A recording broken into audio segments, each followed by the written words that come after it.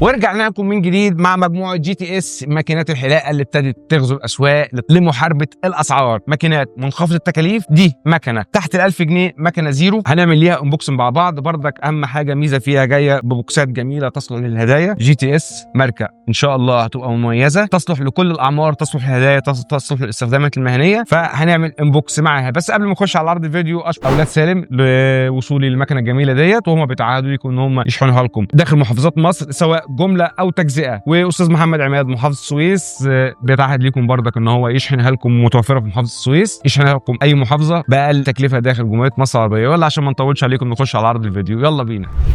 مش هو اللي قال يلا بينا؟ يبقى يلا بينا.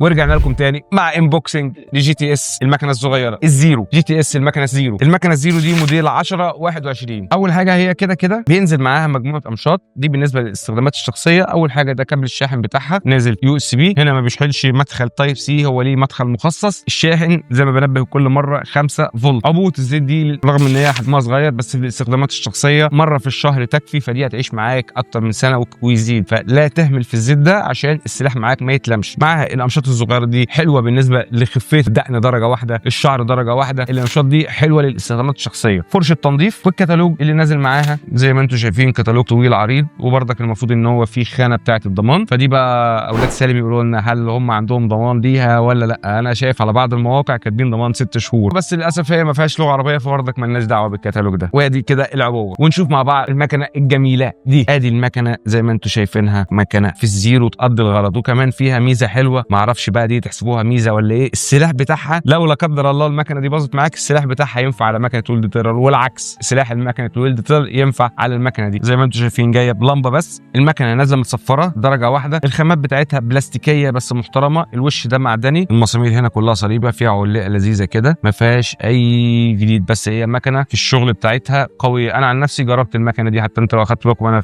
ما فكتهاش من غلاف بلاستيك. مواصفات المكنه زي ما هو مكتوب على العبوه. بتشحن في ساعه ونص، ودي ميزه مهمه. بتشتغل معاك 90 دقيقه، يعني اكتر من ساعه ونص. البطاريه بتاعتها ليثيوم 700 ملي امبير. البطاريه بتاعتها متوسطه بس محترمه. مش كاتبين بقى ايه قوه الموتور في عدد اللفات، يعني هنا كاتبين 280 موتور هايت بروفيشنال بس. حتى المكنه الكبيره نفس القصه، بس هنا منبهين ان الشاحن بتاعها يكون 5 فولت 1 امبير. اكرر شكري لاولاد سالم محافظه بورسعيد وصول المكنه الجميل ده واتاحته العرض للجمهور. اولاد سالم بتعادوا ليكم يشحن لكم المكن سواء موزعين جمله او تجزئه داخل جمهوريه مصر العربيه. وكل الشكر استاذ محمد عماد، وهو المكن ده حاليا متوفر عندنا في محافظه السويس للبيع بالتجزئه. المكنه دي تحت 1000 جنيه، فهي من ماكينات الزيرو المميزه. ملحوظه اخيره، انا اسف هطول عليكم، بالنسبه للناس اللي بتتكلم على الزيرو، الزيرو بتاعها ده نازل زيرو امن على الجلد، ما بيعضش في اي مكان، بس في الجلد المنحني ممكن يجرح جرح بسيط. فلما تيجي تستخدمها، لو هتستخدمها في النظافه الشخصيه، استخدمها بشكل عمودي كده،